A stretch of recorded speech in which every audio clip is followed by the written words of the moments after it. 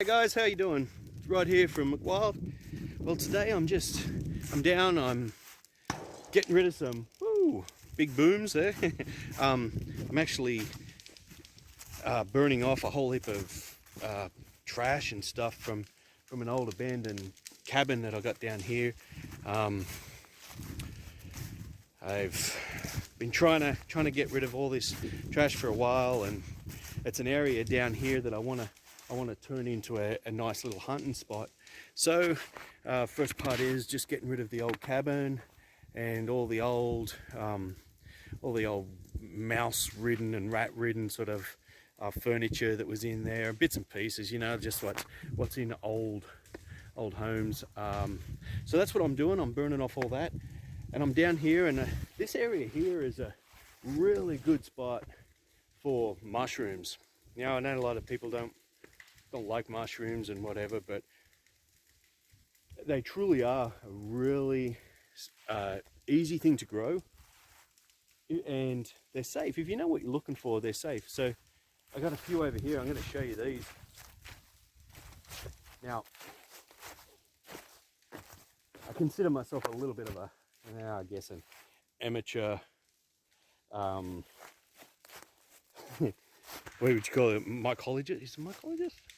No, not mycology. Yeah, it is mycology, I guess.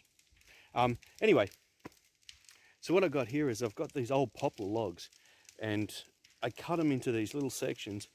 And this one I was cutting up, and I noticed that it had some mycelium growth in there, so I thought I'll just wait and see what it is. And I'm glad I did, because this lot here, if I show you down in there, and have a look, see these things here? These are oyster mushrooms. Some more there. More popping up on here. This whole log is full of them. Look, there's more underneath there. Look at that. More up there. Oh, look. Some turkey tail. More mushrooms there. Now, these are all oysters. Now, what I'm going to do is these ones, I'm going to take these logs up because I've cut them into manageable lengths, and we'll take them up. And I've got some logs that I've got laid out in an area. Let's go. I'll show you those logs in a second. Let's just go and have a look at some of these big ones and see if this is all poplar. I chopped down a tree that I call a widowmaker.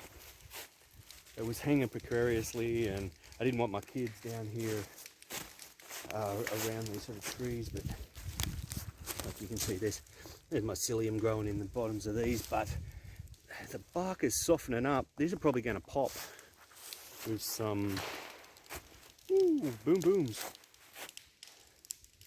They're probably going to pop with mushroom growth. I'm looking along this one here, this one, and I can't see any. Oh yeah, there we go. But I don't. That's not a. That could be a little oyster. You can see there's a better shot. There's the mycelium growth in there. So these, I'm just gonna leave these here for the time being until I can determine what's actually growing on them ones. It could be a little pearl oyster. So we'll leave them here until they actually show some good fruit on them. I'll see what they are, and then I'll move them down to. I've got like logs like here. I'll show you.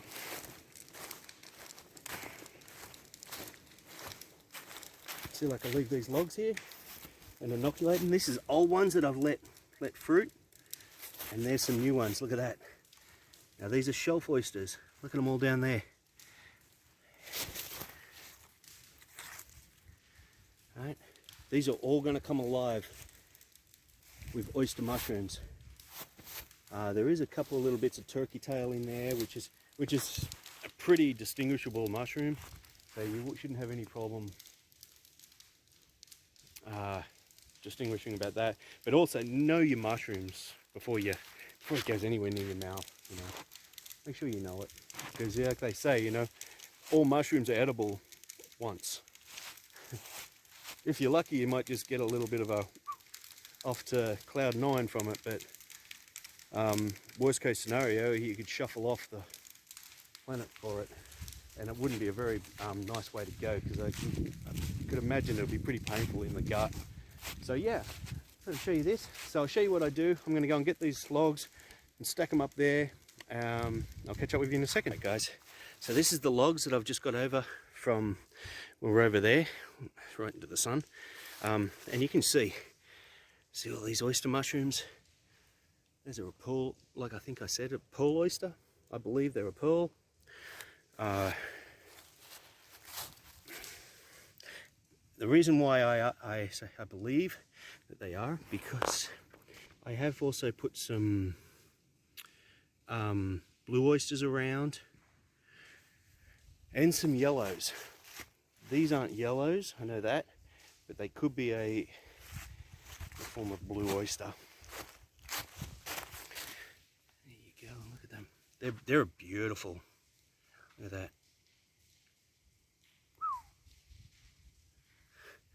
They're really pretty. They're a very meaty mushroom. You can see them under there. You see, that's a way to describe a good shot of a oyster, like that up underneath. So yeah, so I'm out of focus here. Let's get autofocus back. So yeah, I get any sort of logs like this of my poplar that I notice there might be a little bit of a good chance.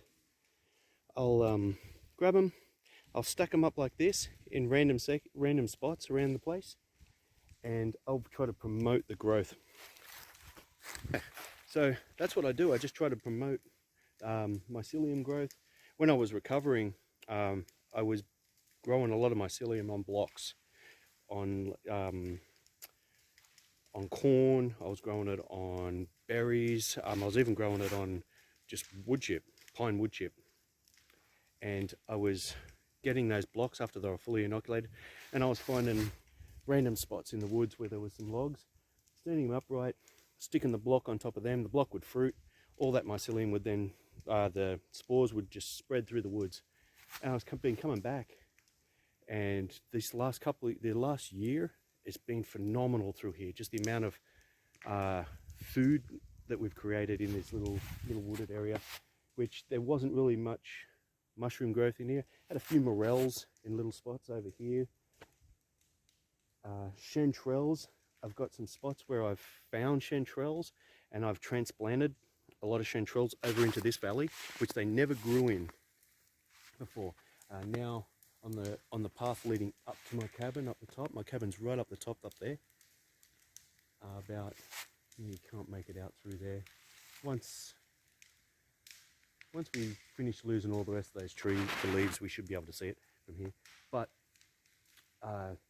there's chanterelles pop all the way up there, and that's usually just before sort of like summer. It's about August, I believe.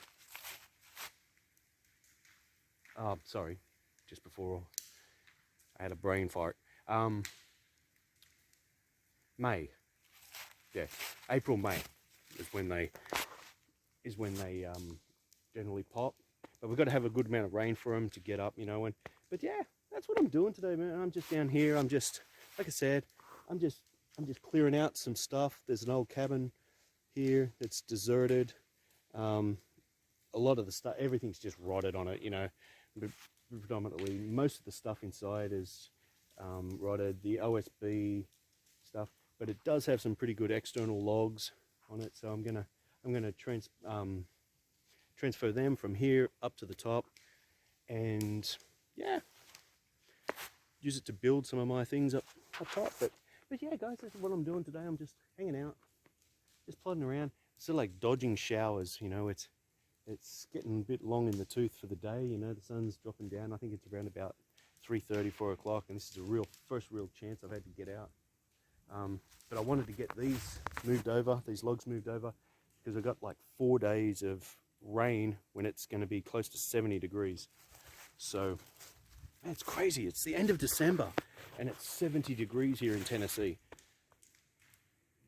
Next week we've got a heck of a cold change coming, you know, and I think we're looking at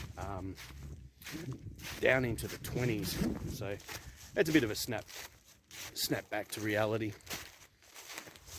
But yeah, so that's what I'm doing. I'm going to have a look at some of these logs. I did notice that, if I just come down, there you go. There's a, oh, is it focused over there? That's an old oyster that's inoculated. See how the bark's real soft? That tells me that there's a good run of mycelium up under that. So I could probably get that log, roll that log down over there. And yeah, it's just a real cheap way to produce food for your family. And Loki, there's my little dog. He's over. Here he comes. Little white fella coming over here. That's the brother. I've got a blue cattle as well, cross blue and a cross. He's like rat terrier cross pit bull or something, you know. His mother was a little bit of a lady about town, and they both had the same mother. So my blue is blue cattle cross rat terrier, and they're Thor and Loki. And this one's Loki. That's your buddy. He's the most gentlest, kindest little dog. He's so, aren't you, baby? Yeah, you're so gentle. Yes, you are. Yeah, but yeah. So I got them two dogs, and I got my little Pomeranian that you might see running around. He's my little mate. He sleeps literally when I'm having a rough night. My blood pressure might be up. He'll literally sleep on my chest and just put his head up under my beard, and that's where he'll stay. He just looks after me. He's like my little guardian angel, I guess. And yeah, but these two are good dogs. They keep the coyotes away from the chickens and stuff like that, which is really good. And they let us know when people are here, but they don't bite. But they'll raise a storm for us. But anyway, that's enough of me just jambling on. I just want to come on and do a quick little video about this, and I just want to keep regularly putting out some content, and I hope that the content will get better and better the more that I'm doing, and the more I learn how to produce this sort of content. Like I said, I use this as a little bit of therapy for myself. It's just like retraining my brain to think technically again, you know, like. Anyway, later on I'll tell you all the stuff I used to do some pretty crazy stuff back before all this happened, but I retrained my brain and put it to good, not evil this time, I guess, so to speak. Anyway, all right guys, hooroo.